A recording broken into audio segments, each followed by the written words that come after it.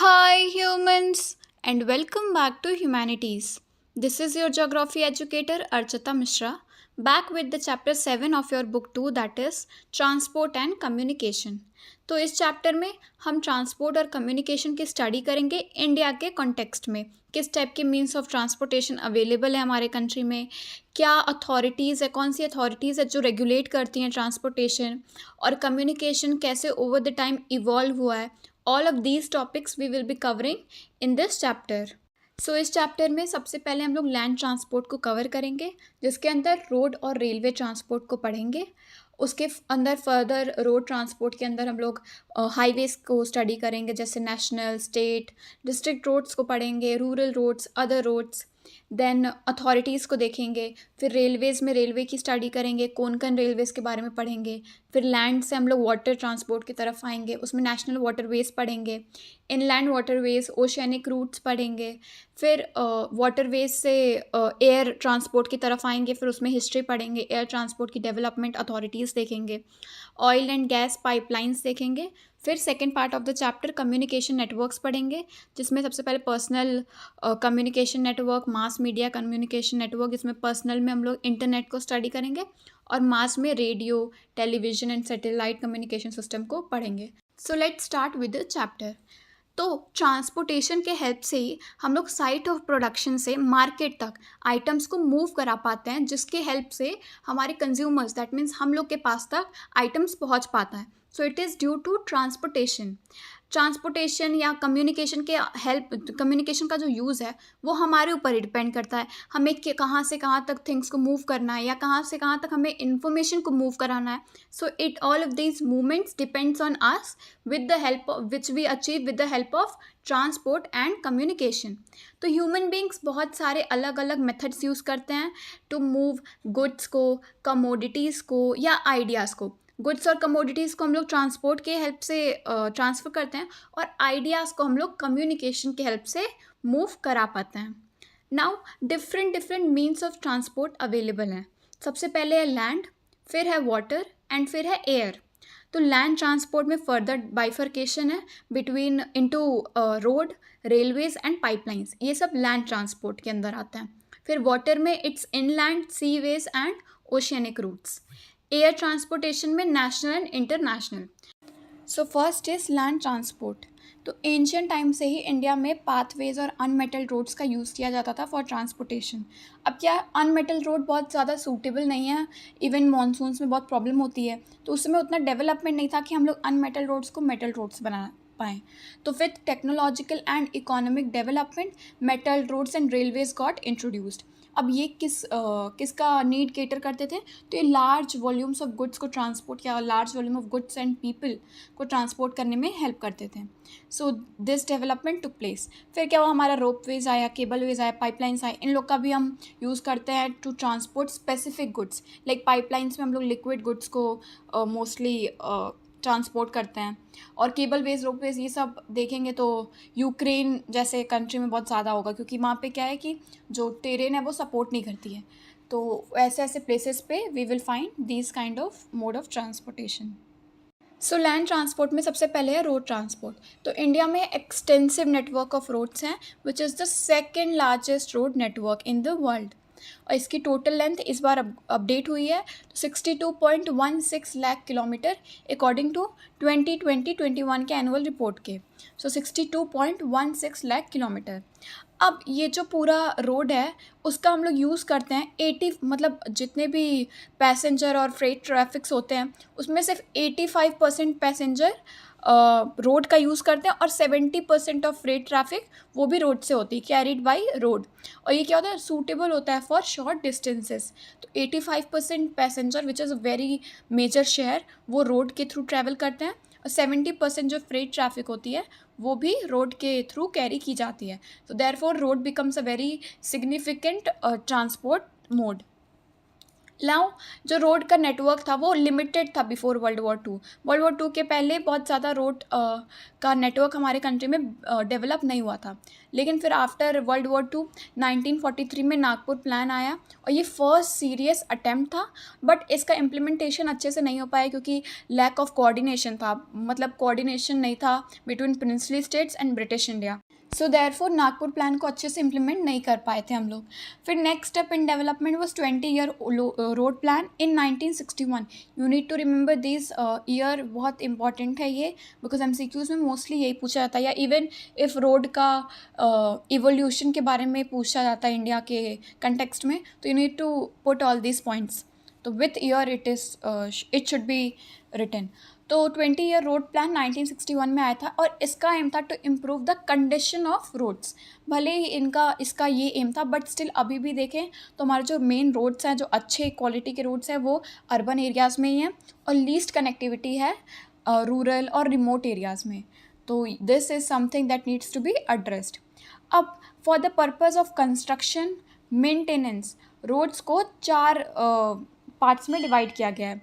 First is national highways, second is state highways, third is district roads and fourth is rural roads. Now before starting national highways, उसके पहले ये box में दिया हुआ है grand trunk road के बारे में, तो वो पढ़ते हैं।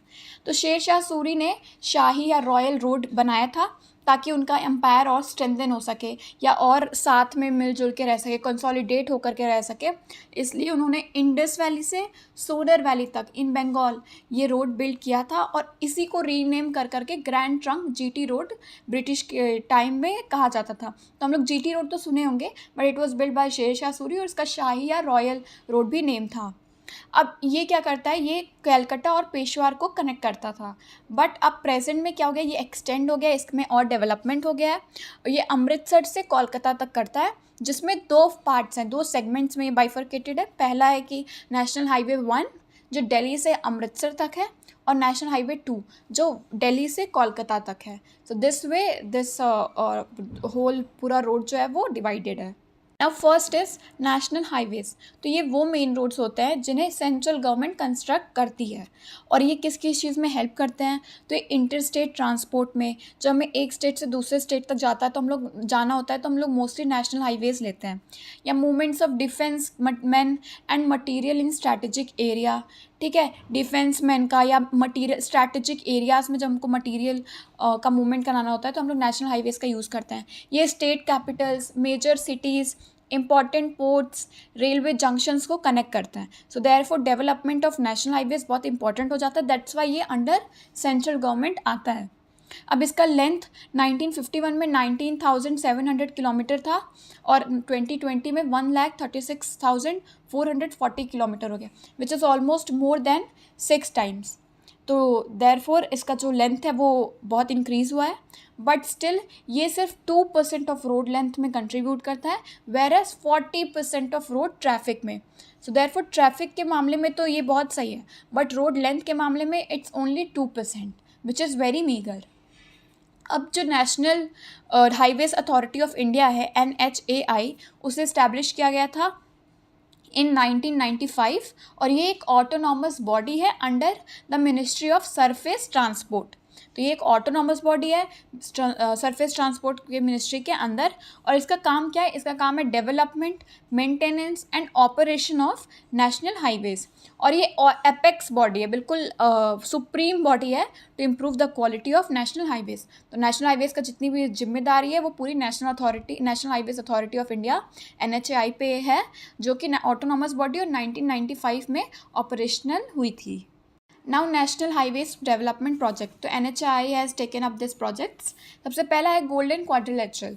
तो इसके अंदर होता है construction of 5,846 kilometre long 4 to 6 lane high density traffic corridor. ऐसा हाई डेंसिटी ट्रैफिक का कॉरिडोर बनाना जिसका मेन एम होगा to connect India's big 4 metro cities जैसे दिल्ली, मुंबई, चेन्नई एंड कोलकाता। इन सारे मेन सिटीज़ को कनेक्ट करना was the aim of golden quadrilateral. इसके कंस्ट्रक्शन के बाद टाइम, डिस्टेंस, कॉस्ट जो मूवमेंट का होता है बिटवीन मेगा सिटीज़, ये सब ये क्या है बहुत कम हो जाएगा, क्योंकि जो डिस्टेंस है वो कम हो जाएगा, डायरेक्ट रोड बन जाएंगी ये चारों सिटीज़ में, तो देयरफॉर डिस्टेंस कम होगा तो टाइम कम लगेगा और डिस्टेंस कम होगा तो कॉस्ट भी कम होगा. तो that's why golden quadrilateral is very important. Now next is north south and east west corridors. तो as the name suggests, north south में क्या होता है, नॉर्थ में श्रीनगर इन जम्मू एंड कश्मीर और साउथ में कन्याकुमारी इन तमिलनाडु इंक्लूडिंग कोची सेलेम्स पर. तो इसको कनेक्ट करता है north south corridor with 4076 kilometre long road. तो इस रोड की लेंथ है 4076 kilometre. Where as east west corridor as its name suggest again, Silchar in Assam को कनेक्ट करता है port town of Porbandar in Gujarat में, और इसकी लेंथ है, इस रोड की लेंथ है 3640 kilometre. So this was about the two highway projects taken up by NHAI. Next is state highways.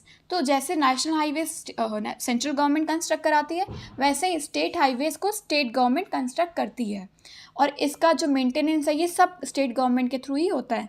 और इसका जो वर्क है वो है to join state capitals and other district headquarters and other important towns, और ये जो है कनेक्टेड रहती है national highways.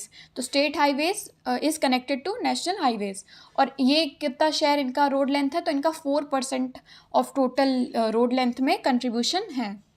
Now next is district roads. तो ये क्या है, ये कनेक्टिव लिंक है between district headquarters and other nodes, और इसका जो रोड लेंथ का शेयर है वो है 14%.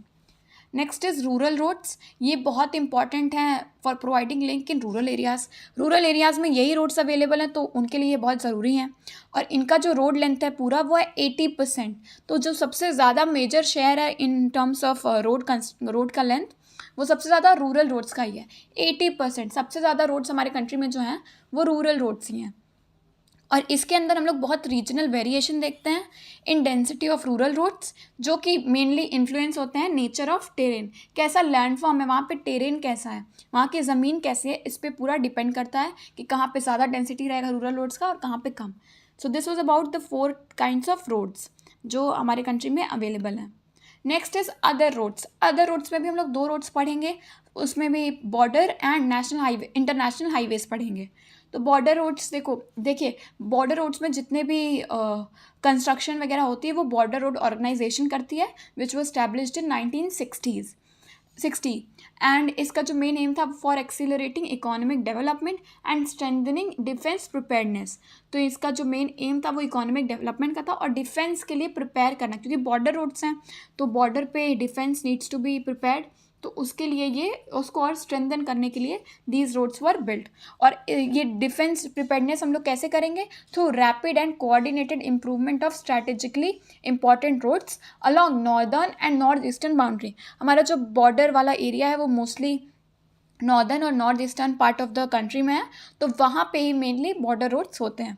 और जो बॉर्डर रोड ऑर्गेनाइजेशन है ये एक मल्टी फेसेटेड कंस्ट्रक्शन एजेंसी है, और इसने बहुत ज़्यादा कंस्ट्रक्ट किया है roads in high altitude mountainous terrain. जैसे चंडीगढ़ को मनाली से कनेक्ट करना हिमाचल प्रदेश में, एंड लेह लद्दाख में.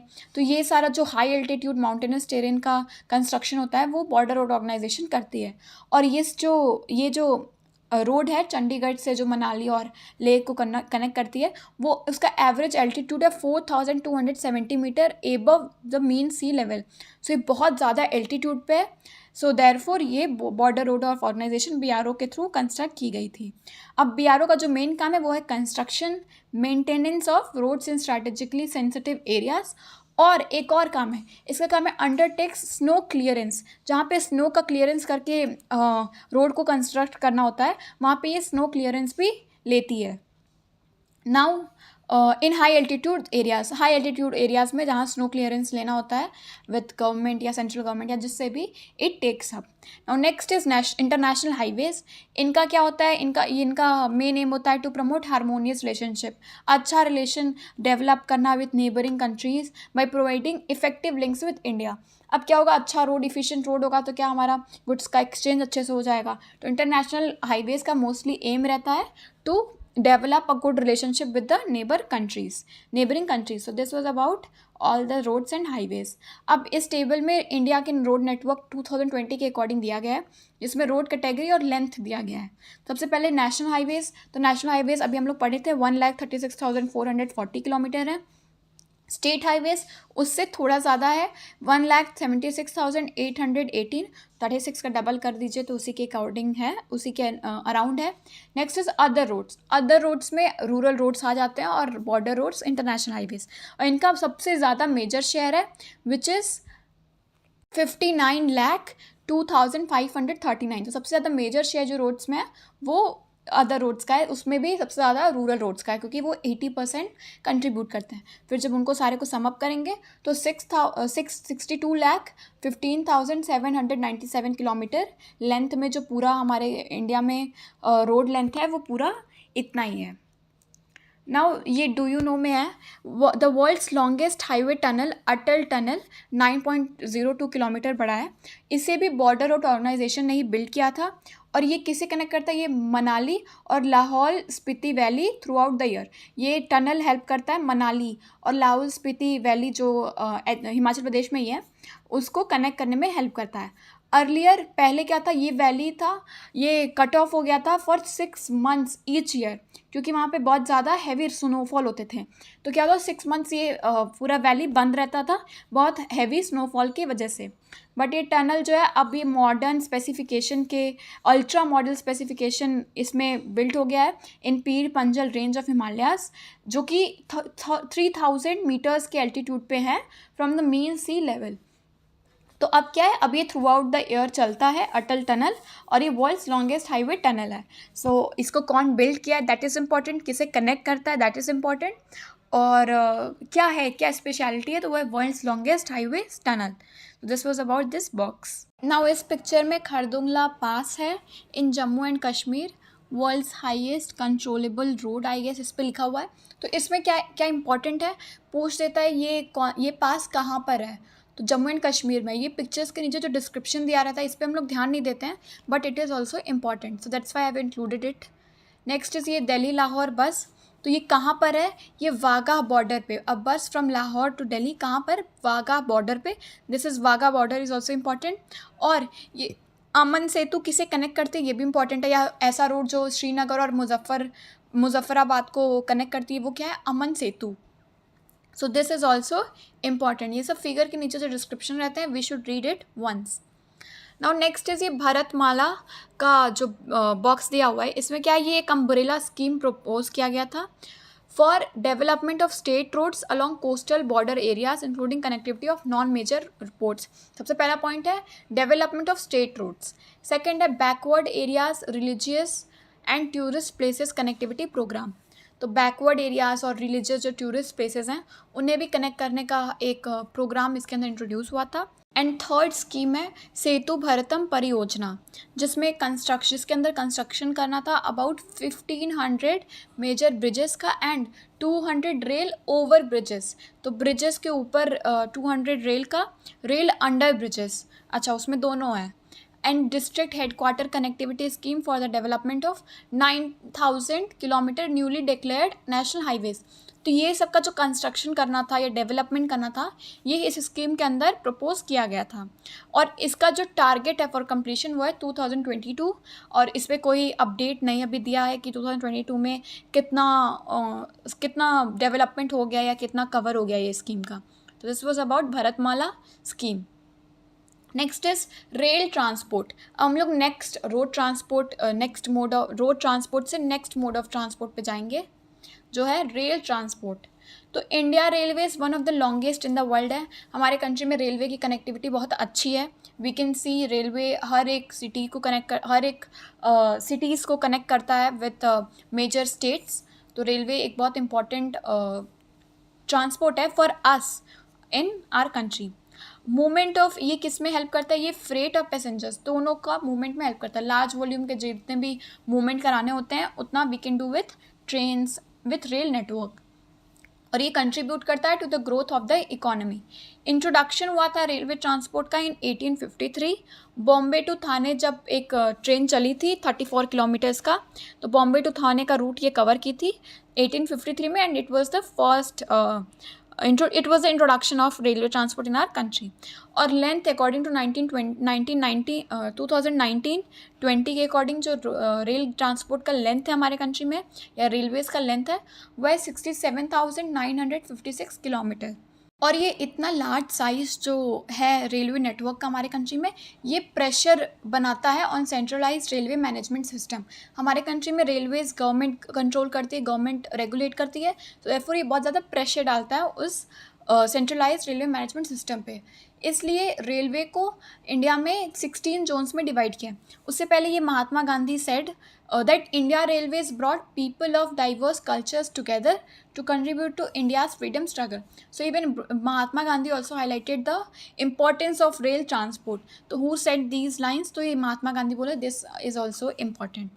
अब जो है इतना प्रेशर डाल रहा था रेलवे नेटवर्क पे, इतना ज़्यादा साइज़ ऑफ रेलवे नेटवर्क जो हमारे कंट्री में है, इसलिए इंडिया में रेलवे सिस्टम को 16 जोन्स में डिवाइड किया गया है। So these are the 16 zones, Indian railway zones and headquarters. तो जैसे इस साइड में ये रेलवे जोन्स है, जैसे सेंट्रल, ईस्टर्न, ईस्ट सेंट्रल ऐसे करके, और सारे के हेडक्वार्टर्स। ये भी MCQs में बहुत बार पूछा गया, इसमें से जो सबसे ज़्यादा इंपॉर्टेंट है वो सेंट्रल है, ईस्टर्न है, ये नॉर्दर्न में न्यू दिल्ली है, साउदर्न में चेन्नई है, वेस्टर्न में मुंबई चर्च गेट है। सो दिस वे ये आपको लर्न करना है और थोड़ा तो आइडिया लग जाएगा, जैसे साउथ में साउदर्न स्टेट्स ही होंगे। सो this way you can learn, and इसमें MCQs पूछते हैं तो मेजर तो याद ही हो जाएगा, बट ये सब जो इधर उधर के हैं उसका भी एक बार गो थ्रू हो जाइए ताकि आप ऑप्शंस एलिमिनेट कर पाएँ। नाउ नेक्स्ट ये डू यू नो के बॉक्स में विड्थ ऑफ द ट्रैक के बेसिस पे जो इंडियन रेलवेज़ में 3 कैटेगरीज बनाई गई है वो दिया गया है। सबसे पहले ब्रॉड गॉज, तो इसका डिस्टेंस बिटवीन रेल्स होता है 1.676 metre. This topic you will study in world के बुक में भी, बट वहाँ पे थोड़ा सा डिफर करता है इन मीटर्स में। तो यहाँ पे है 1.676 मीटर्स ब्रॉड गॉज का, और टोटल लेंथ हमारे कंट्री में इस टाइप के रेलवेज़ की है 63,950 किलोमीटर 1920 के अकॉर्डिंग। नेक्स्ट इज मीटर गॉज, इसमें डिस्टेंस बिटवीन द रेल्स होता है 1 मीटर, इसलिए उसको मीटर कहते हैं, और इसका जो टोटल लेंथ है वो है 2402 kilometre. Next is narrow gauge, इसका जो डिस्टेंस है बिटवीन रेल्स वो है 0.762 मीटर या 0.610 मीटर, ये बहुत ही नैरो होता है। इसका जो टोटल लेंथ है वो है 1604 किलोमीटर, और ये जनरली हिली एरियाज़ में ही है। So this was about broad, metre and narrow gauge. अब इसमें क्या है, ब्रॉड सबसे ज़्यादा है और सबसे ज़्यादा सही सूटेबल भी ब्रॉड ही होते हैं, क्योंकि इसमें ज़्यादा ब्रॉड होता है रेल लाइंस, और सबसे ज़्यादा हमारे कंट्री में लेंथ भी ब्रॉड गॉज का ही है। अब कुछ इम्पॉर्टेंट रेलवे डेवलपमेंट हमारे कंट्री में वो हम लोग पढ़ेंगे। सबसे पहले एक एक्सटेंसिव प्रोग्राम रिलीज़ किया गया है to convert metre and narrow gauge to broad gauge. क्या है, वो ज़्यादा सूटेबल है, तो उसको कन्वर्जन के लिए हम लोग प्रोग्राम रिलीज़ किए हैं या प्रोग्राम लॉन्च किए हैं। Second is steam engine replaced by diesel या इलेक्ट्रिक इंजन, जिससे क्या होगा, स्पीड भी बढ़ेगा और हॉलेज कैपेसिटी भी बढ़ेगी। तो steam engine replacement is the second development. Third is replacement of steam engine by coal. तो क्या होगा, कोल का अगर रिप्लेसमेंट हो जाएगा स्टीम इंजन से, तो क्या होगा, ये इन्वायरमेंट को इम्प्रूव करेगा। Next is metro rail which is introduced in Kolkata and Delhi. ये अर्बन ट्रांसपोर्ट सिस्टम को रिवोल्यूशनाइज्ड कर दिया है। दैट मीन्स एक मेजर ब्रेक थ्रू आया after the introduction of metro rail in Kolkata and Delhi urban transport system में। नेक्स्ट इज जब replacement हुआ डीजल बसेस का बाई CNG रन व्हीकल्स और मेट्रो का इंट्रोडक्शन हुआ, तो ये जो दोनों स्टेप्स हैं ये एयर पोल्यूशन को कंट्रोल करने के लिए बहुत ही ज़्यादा सिग्निफिकेंट हैं। सो all of these 5 development that have taken place, ये बहुत इंपॉर्टेंट है। इससे रिलेटेड प्रीवियस ईयर क्वेश्चन में एक क्वेश्चन था अबाउट द इम्प्रूवमेंट्स दैट या डेवलपमेंट या recent developments in rail transportation. Now next is क्या क्या कनेक्ट करता है रेलवेज। तो रेलवे कनेक्ट करता है टाउन एरिया को, रॉ मटेरियल प्रोड्यूसिंग एरिया को, plantation area and other commercial crops, hill stations, cantonment areas या कैंटोनमेंट टाउन्स, ये सब को कनेक्ट करता है रेलवे ब्रिटिश कॉलोनियल टाइम में। तो जब ब्रिटिशर्स का टाइम था तो ये सब जो मेजर मेजर जगह थे वो रेलवे से कनेक्टेड थी, और ये मोस्टली इसलिए कनेक्टेड थी ताकि वो एक्सप्लॉइट कर सके हमारे रिसोर्सेज को। अब प्लांटेशन, जहाँ पे प्लांटेशन एरिया वहाँ पे अगर रेलवे से कनेक्टेड है तो वहाँ से क्रॉप्स को ले करके, और जहाँ टाउन एरिया है या रॉ मटेरियल प्रोड्यूसिंग है वहाँ पे ये सप्लाई कर सकता है। सो दैट्स वाई ये एक्सप्लॉइटेशन ऑफ रिसोर्सेज के लिए बना था, not for convenience but the motive was exploitation of resources. So therefore after independence railway को एक्सटेंड किया गया टू अदर एरियाज ऑल्सो, क्योंकि ये जो मेजर पॉइंट्स थे वही इस पे रेलवेज कनेक्टेड थे ड्यूरिंग ब्रिटिश कॉलोनियल एरा। तो आफ्टर इंडिपेंडेंस अदर एरियाज में भी एक्सटेंशन हुआ रेलवेज का। उसमें से मोस्ट सिग्निफिकेंट डेवलपमेंट या मोस्ट सिग्निफिकेंट एक्सटेंशन जो हुआ रेलवेज का वो हुआ Konkan railways along with western coast. Western coast में जो कोंकण रेलवेज थे मुंबई से मैंगलुरु तक, जो एक डायरेक्ट लिंक स्टैब्लिश किया था रेलवे का, that is the most significant development. So we will first see, yes, so Konkan Railways, one of the most important achievement है ये इंडियन रेलवेज का, जो कि कंस्ट्रक्शन है कोंकण रेलवेज का इन 1998। ये 760 किलोमीटर लॉन्ग रेल रूट है जो रोहा इन महाराष्ट्र को कनेक्ट करती है मैंगलोर से इन कर्नाटका, और इसे इंजीनियरिंग मार्वल, इसे एन इंजीनियरिंग मार्वल मानते हैं। तो दिस इज़ इम्पॉर्टेंट, ये एमसीक्यू में पूछा जा सकता है कि which what is known as engineering marvels Konkan railways को, क्योंकि ये इतना जो वाइड एरिया था इसे ये डायरेक्टली कनेक्ट कर दिया, so that's why it is known as this. और ये 146 rivers, streams and nearly 2000 bridges को क्रॉस करता है और 91 टनल्स को भी। और एशिया का सबसे लार्जेस्ट टनल जो हम लोग अभी पढ़े भी थे अटल टनल, वो जो 6.5 किलोमीटर लॉन्ग है वो भी इसी रूट पर लाई करता है। और इसके जो पार्टनर्स हैं इन द ये रेलवे कौन कौन से स्टेट से शेयर करता है, तो ये महाराष्ट्र, गोवा और कर्नाटका में ये रेलवे की लाइंस हैं। So therefore this was about Konkan railways. So therefore जो रेलवेज है उनका मेन यूज़ है ट्रांसपोर्ट फॉर मासेस, या जब बल्क में हमें चीज़ें ट्रांसपोर्ट करनी हो या बहुत सारे पर्सन को एक प्लेस से दूसरे प्लेस तक जाना हो, so for that purpose we use railways. और रेलवेज लेस डेंस हैं, बहुत ज़्यादा नहीं हैं। कहाँ पर? हिल स्टेट्स में, जहाँ पर जो लैंडफॉर्म है वो सपोर्ट नहीं करता रेलवेज़ को। नॉर्थ ईस्टर्न स्टेट्स में भी रेलवेज़ कम है, सेंट्रल इंडिया और राजस्थान में। सो ये सब प्लेसेस में जो रेलवेज़ हैं वो रिलेटिवली लेस डेंस है than other areas. Next is water transport. अब हम लोगों ने लैंड ट्रांसपोर्ट को पढ़ लिया, अब हम लोग next mode of transport that is water transport को स्टडी करेंगे। तो ये एक बहुत इंपॉर्टेंट मोड ऑफ ट्रांसपोर्ट है for passengers also and cargoes. इसमें क्या है, कार्गो का भी मूवमेंट होता है, और ये चीपेस्ट मीन्स है। If you will compare land transport में जितना कॉस्ट आता है या एयर ट्रांसपोर्ट में, तो उसमें सबसे चीपेस्ट आएगा वाटर ट्रांसपोर्ट, और ये मोस्ट सूटेबल है for carrying heavy and bulky material. Heavy, bulky, जिसका ज़्यादा वेट हो वैसे मटीरियल्स को ट्रांसफ़र या मूवमेंट कराने के लिए वाटर ट्रांसपोर्ट सबसे ज़्यादा इफ़िशियंट होता है। So it is fuel efficient and eco friendly. Fuel efficient, eco friendly इसलिए क्योंकि पोल्यूशन में इसका कंट्रीब्यूशन नहीं रहता है, that's why it is very efficient mode of transport. ये भी दो टाइप्स के होते हैं, पहला है इनलैंड वाटरवेज, दूसरा है ओशियनिक। तो इनलैंड में mostly within the country होता है और ओशियनिक आउटसाइड द कंट्री के लिए we prefer. First is inland waterways. ये चीफ मोड ऑफ ट्रांसपोर्ट था बिफोर रेलवेज और रोड्स के रेलवेज़ के पहले इसका सबसे ज़्यादा यूज़ होता था। ये सबसे मेन या बिल्कुल क्रूशियल ट्रांसपोर्ट सिस्टम था, ट्रांसपोर्ट का मोड था। बट अब क्या है, ये टफ कंपटीशन रिसीव कर रहा है from roads and railways as well. So therefore railways क्योंकि अब थोड़ा चीप हो रहा है, सो वो एक कंपटीशन बन रहा है इनलैंड वाटरवेज के लिए। नेक्स्ट इज, अब क्या हो रहा है, इरिगेशन पर्पसेस के लिए हम लोग डाइवर्जन कर रहे हैं रिवर वाटर को हम लोग इरिगेशन के लिए यूज़ कर रहे हैं, तो अब वाटर वहाँ पे कम होएगा, तो इसलिए क्या हो रहा है, नॉन नेविगेबल बन रहा है inland waterways in large part of the country.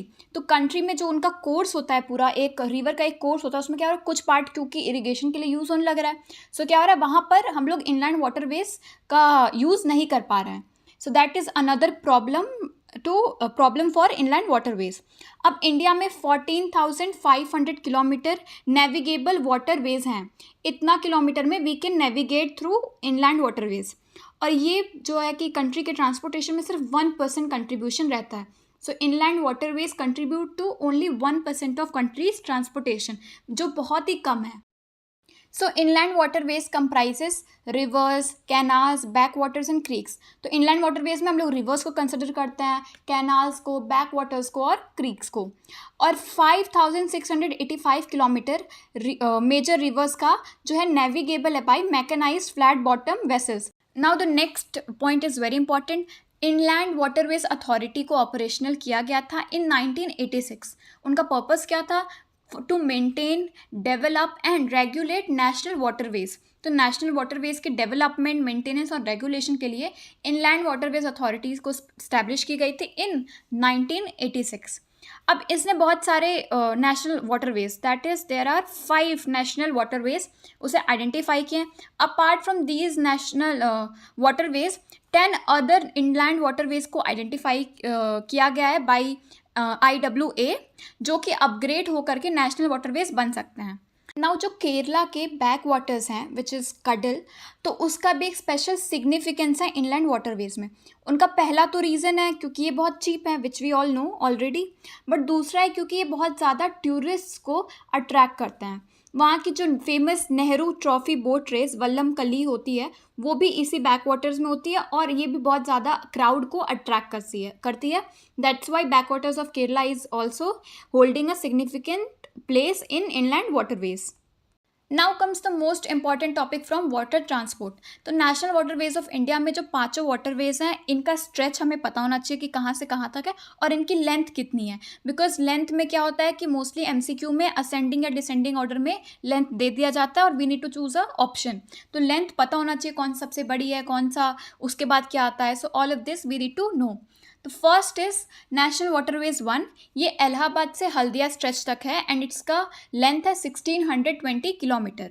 ये one of the most important waterways है इंडिया में, जो कि नेविगेबल है मैकेनिकल बोट्स के थ्रू पटना तक, और उसके बाद ऑर्डिनरी बोट से हरिद्वार तक।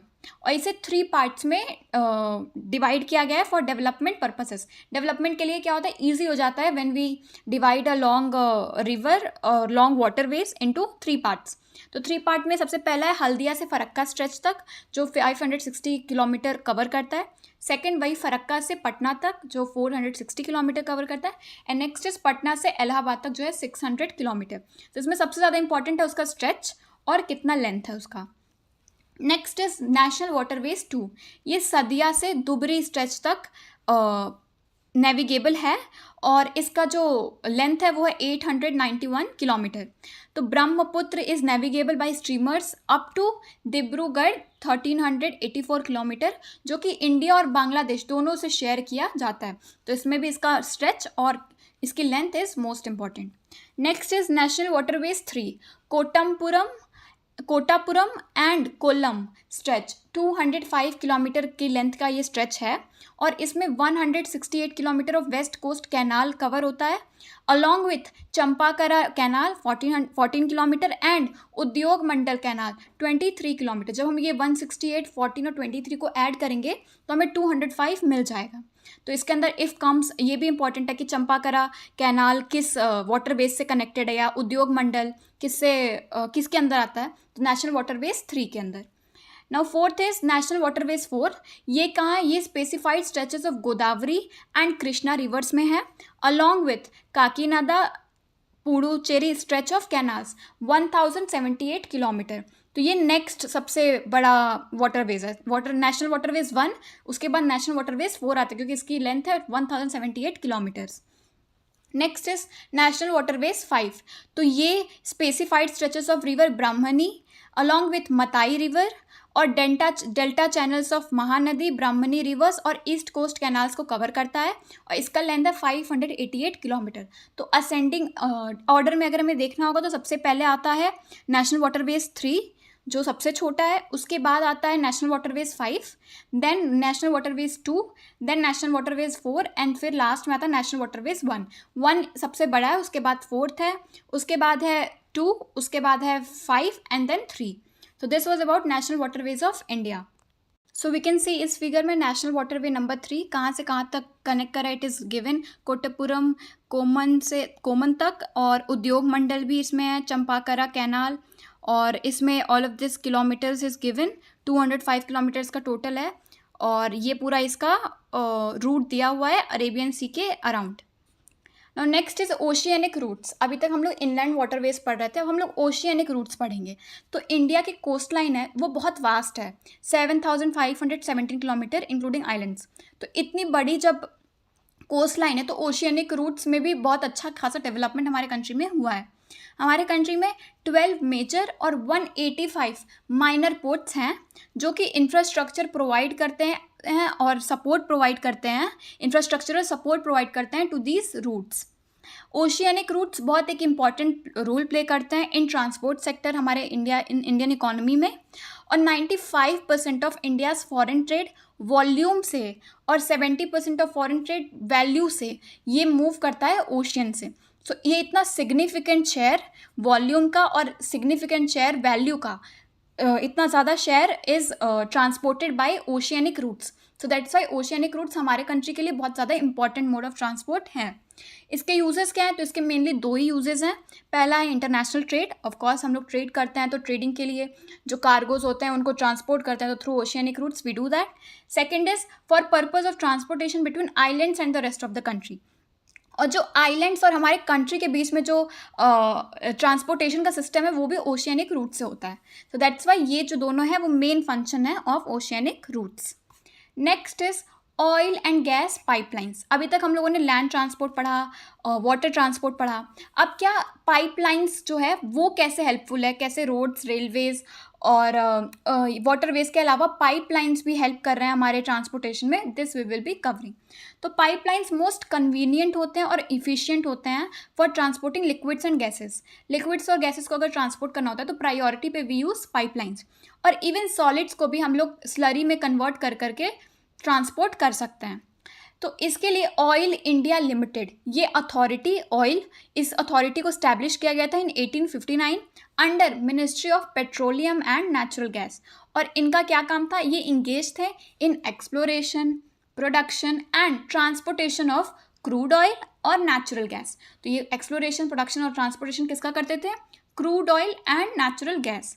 और एशिया की जो सबसे फर्स्ट क्रॉस कंट्री पाइपलाइन है वो 1157 किलोमीटर बड़ी है, और इसे भी कंस्ट्रक्ट किया था ऑयल ने ही, that means oil India limited ने ही, जो कि स्प्रेड करती है from Naharkatiya oil field Assam में to Barauni refinery in Bihar.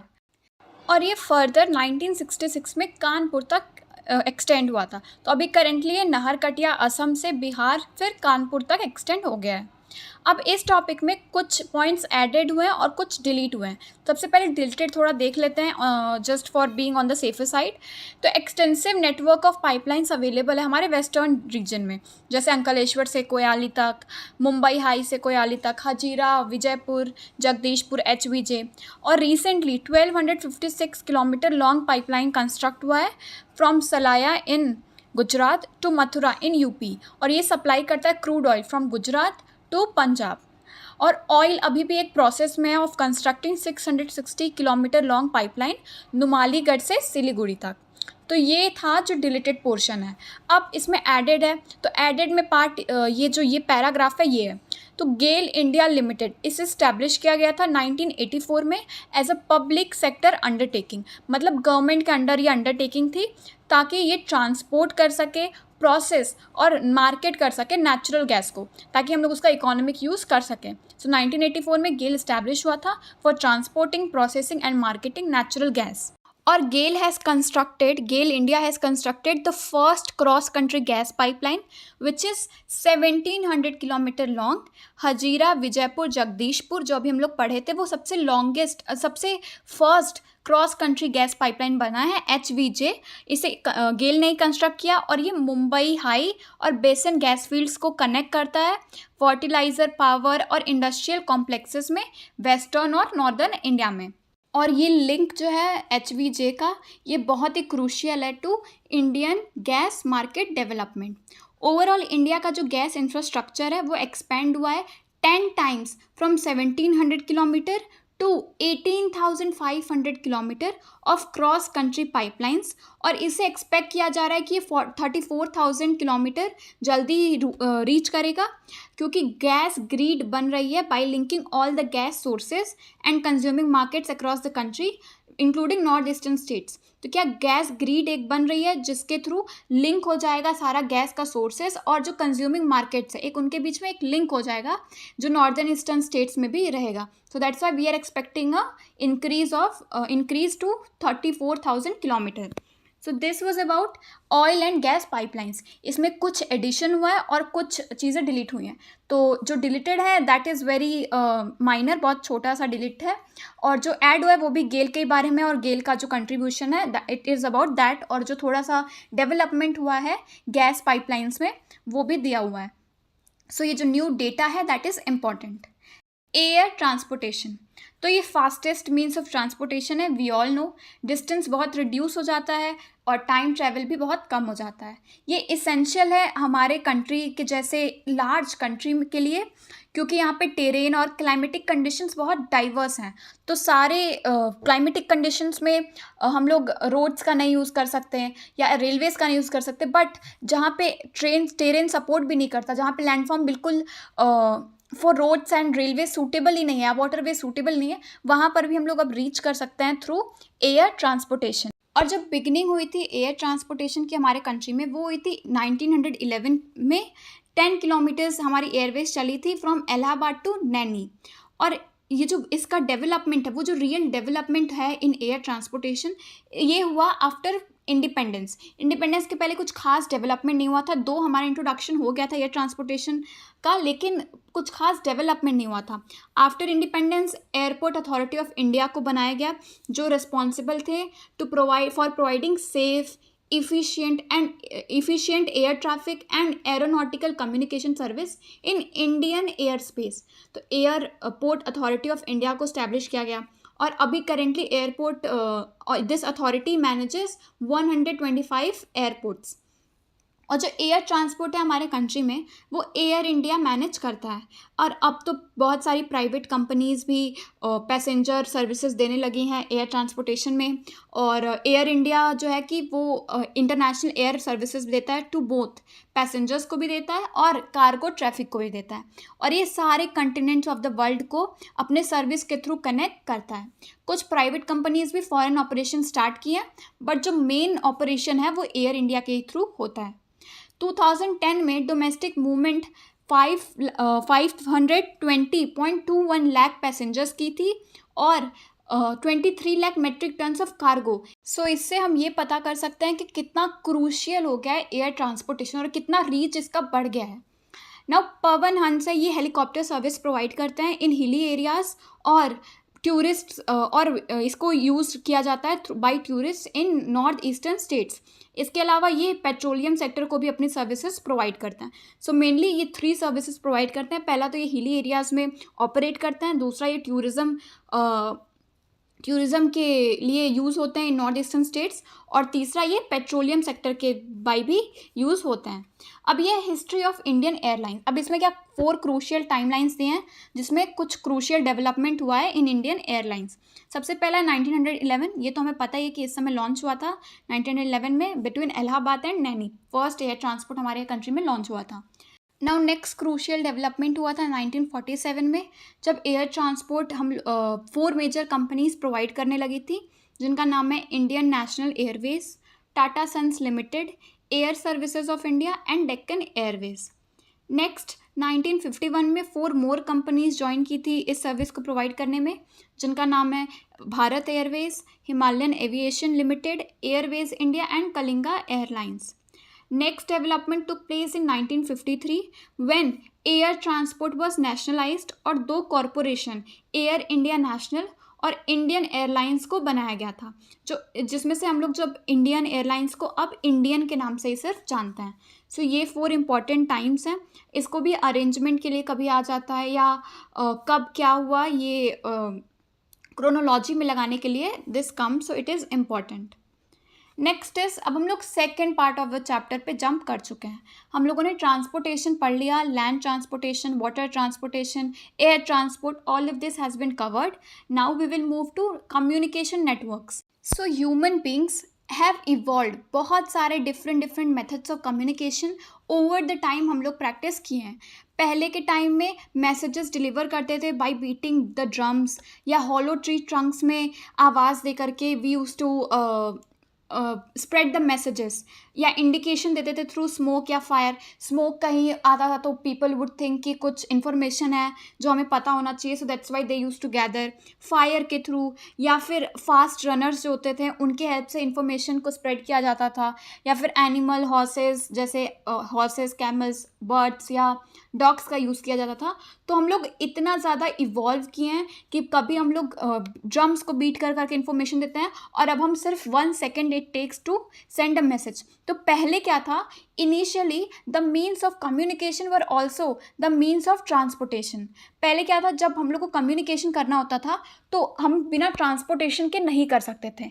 Like जब स्मोक को जब इंडिकेशन देना होता था फास्ट रनर्स के थ्रू, तो वो उतना डिस्टेंस कवर करते थे, वो ट्रांसपोर्टेशन करते थे जिसके थ्रू कम्युनिकेशन हो पाता था। बट अब ये चीज़ नहीं है, अब मीन्स ऑफ कम्युनिकेशन ट्रांसपोर्टेशन बिल्कुल डिफरेंट है। We can sit at our home and communicate with people जो बहुत ही ज़्यादा दूर हमारे से हैं। Invention of post office, telegraph, printing press, telephone and satellite. Communication fast और इजी बन गई है ये सारे इन्वेंशंस के बाद से। पहले इतना प्रॉब्लम्स था, बट जब से इनका इन्वेंशन हुआ है इसके बाद क्या हुआ, कम्युनिकेशन पहले तो बहुत इजी हो गया है और दूसरा बहुत फास्ट हो गया है। Now on the basis of skill and quality हमारा मोड ऑफ कम्युनिकेशन 2 पार्ट्स में डिवाइडेड है। सबसे पहले है पर्सनल, जिसमें letters, telephone, Telegram, fax, email, internet आता है। नेक्स्ट इज मास कम्युनिकेशन में radio, television, cinema, satellites, newspaper, magazines, books, public meetings, seminars and conferences. तो ये सब आता है मास कम्युनिकेशन में। अब इसमें सबसे पहले हम लोग पर्सनल कम्युनिकेशन को पढ़ेंगे, पर्सनल कम्युनिकेशन नेटवर्क को या पर्सनल कम्युनिकेशन सिस्टम को, जिसमें इंटरनेट मोस्ट इफेक्टिव और एडवांस है। इसे वाइडली यूज़ किया जाता है अर्बन एरियाज़ में, इवन अब रूरल एरियाज़ में भी इंटरनेट स्प्रेड हो रहा है। ये क्या करता है, ये हेल्प करता है to establish a direct contact through email. Email के थ्रू क्या करता है, ये डायरेक्ट कॉन्टैक्ट स्टैब्लिश करता है। इसके थ्रू हम लोग एक्सेस कर सकते हैं information, knowledge about important events, या जिस भी बारे में we want to know we can access. ये यूज़ कर करके हम लोग ई कॉमर्स, मनी ट्रांजैक्शन कर सकते हैं। ये और जो इंटरनेट है वो huge central of warehouse of data है। अब थ्रू इंटरनेट ही we can provide you videos. तो अब हम लोग एजुकेशन को भी एक्सेस कर रहे हैं थ्रू इंटरनेट। तो पर्सनल कम्युनिकेशन सिस्टम में सबसे significant development is internet. So अब हम लोग second type of communication system पढ़ेंगे, that is mass communication system. इसके अंदर हम लोग रेडियो, टेलीविज़न और सैटेलाइट नेटवर्क को पढ़ेंगे। सबसे पहले रेडियो शुरू हुआ था 1923 में इन our country bye radio club of Bombay, और ये बहुत पॉपुलैरिटी गेन किया था, लोगों की सोशियो कल्चरल लाइफ को चेंज कर दिया था, और बहुत ही कम टाइम में हर एक घर में अपनी जगह बना लिया था, जिसका फ़ायदा गवर्नमेंट उठाई और अपने कंट्रोल में 1930 में लेकर आ गई। और अंडर किसके अंडर लेकर आई थी, इंडियन ब्रॉडकास्टिंग सिस्टम, जिसको 2 बार और चेंज किया गया था। सबसे पहले 1936 में उसको चेंज कर करके ऑल इंडिया रेडियो रख दिया गया था, फिर 1957 में फर्दर चेंज करके आकाशवाणी रख दिया गया था। All India Radio variety of programmes को ब्रॉडकास्ट करती थी, जो कि इन्फॉर्मेशन, एजुकेशन और एंटरटेनमेंट से रिलेटेड होते थे। स्पेशल न्यूज़ बुलेटिन्स भी रिलीज़ करते थे, ब्रॉडकास्ट किए जाते थे स्पेशल ओकेजन्स पे, जैसे सेशन ऑफ पार्लियामेंट या state legislatures. So this was about radio communication system. Second is television most effective audio visual medium है। हमें भी पता है, हम लोग टेलीविज़न का इतना यूज़ करते हैं। टेलीविज़न सबसे बेस्ट प्लेटफॉर्म है ऑडियो और विजुअल दोनों के लिए। जो कि इंफॉर्मेशन प्रोवाइड करती है और एजुकेशन प्रोवाइड करती है। तो इनिशियली क्या था, स्टार्टिंग में सिर्फ और सिर्फ नेशनल कैपिटल दिल्ली में ही सिर्फ टेलीविज़न बिगिन हुआ था, जो कि 1959 में वहाँ पे बिगिन हुआ था। बट 1972 के बाद से सेवरल अदर सेंटर्स को भी ऑपरेशनल बनाया गया। फिर 1976 में टीवी को डीलिंक कर दिया गया था ऑल इंडियन रेडियो से, AIR से, और एक सेपरेट आइडेंटिटी जिसे दूरदर्शन सेपरेट आइडेंटिटी दे दी गई थी। INSAT IA national television DD1 operational जब हो गया था, उसके बाद से common national programmes CNP start हो गया था फॉर द इंटायर नेटवर्क, और इसकी सर्विसेज एक्सटेंड कर दी गई थी बैकवर्ड एरियाज़ या रिमोट रूरल एरियाज़ में भी।